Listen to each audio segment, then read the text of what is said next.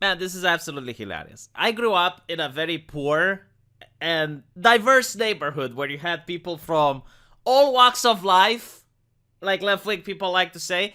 And I believe this poll. I believe this poll because these are the concerns of the people that I grew up with. And I think this level of concern manages to transcend nationality and culture. But what's interesting is that the people on Twitter refuse to believe it.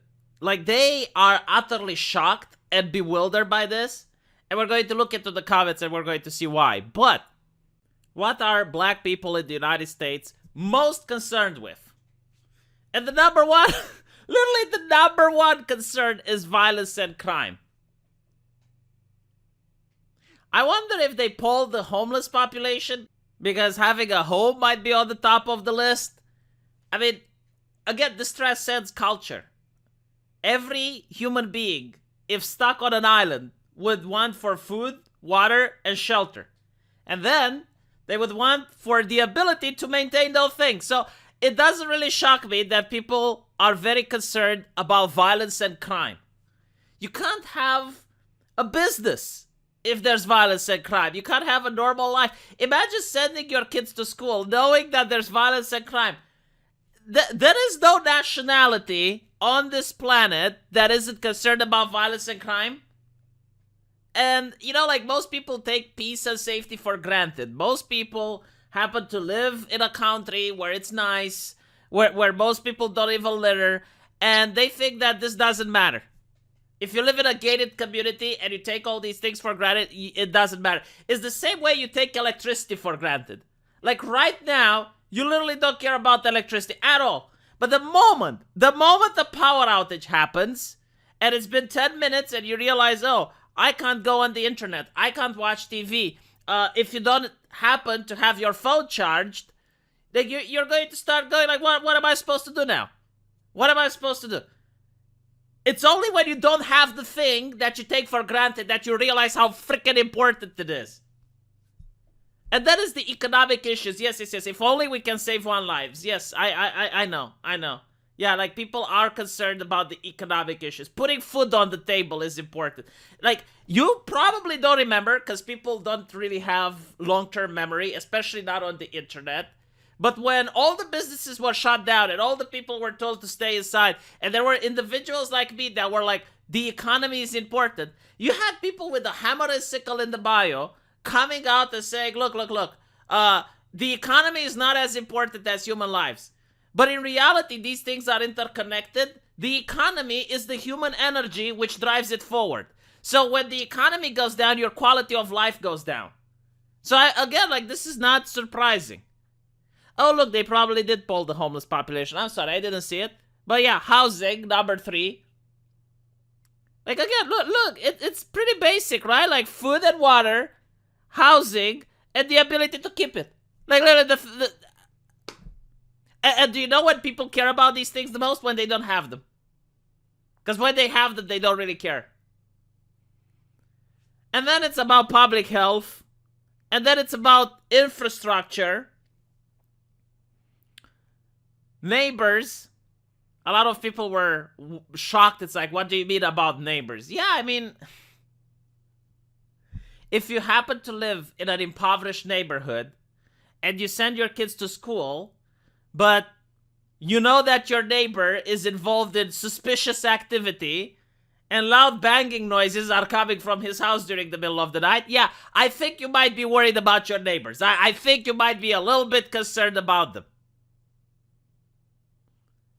But what's interesting is that then you have, like, people with no issues that are happy the way things are. And only at the bottom, literally at the bottom, you have racismus, diversity, and culture. Now, the reason people on Twitter are shocked is because they think that this should be the number one issue. They think, like, because they live on social media. They get a fake version of reality. Like, do you honestly think that a person who lives in an impoverished neighborhood where he experiences crime, he experiences the worry that he might not have where to go to work tomorrow, the fact that they might not have a home, do you think they care about what some twat said on Twitter? that he used the gamer word or whatever on Twitter? Because that's what racismus, diversity, and culture means in 2022. I mean, the examples that I've been given, I'm not saying there might not be some out there, but like every single time it's like, oh, we have unearthed a tweet. The offense necromancers have managed to unearth a tweet. Look what he said. Look what joke he used. Oh, isn't it racismus? Oh, it is. Oh, it burns our eyes. We need to get that person fired. Do you honestly think that the people who live in those impoverished neighborhoods care about those social issues? No, they care about putting food on the table. They care about paying their medical bills. And they care about making sure that their kids are safe when they go to school. Like literally any normal human being could understand this. But then again, it is Twitter. So on Twitter, you have so many people asking for sources. Like, please provide the link. Source. Where is the source? We don't believe it. We don't believe it. Source. It's almost like you can't use rationale anymore.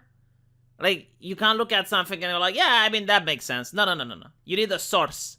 How did people manage to have conversation 30 years ago before the source? I mean, there was a time before the source, wasn't it? And people still managed to have conversation and figure shit out. I'm curious how they did it.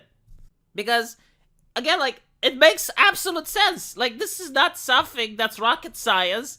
Like, if you were placed in a neighborhood where there is a high crime rate and you can't find a job, I think, like, lowering the crime rate and having more jobs in that area would be your top priority before, like, what people say on Twitter.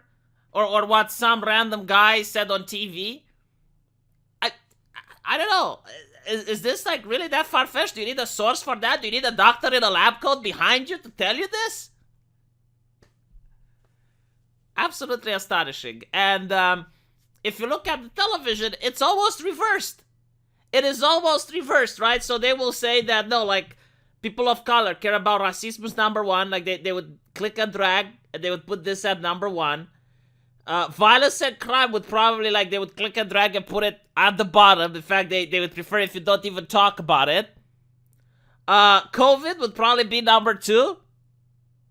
Economic issues, I mean, they can talk about it, but they would blame everything on Putin, even though the economy was being fucked way before that. I guess, like, infrastructure is something that they consider fixed. I mean, they paid, like, several $1 trillion for it, right? So that was probably fixed. And that's the issues that the television and social media likes to focus on. Literally the issues that the people don't care about. But you know who cares about? White liberals. Like, white liberals, especially, like, if you look at the polling, it's white liberal women. They care about those issues. So because they care about those issues, that's why they're pushing it. Fascinating. Let me know what you guys think, and I'll see you in the comment section. Take care.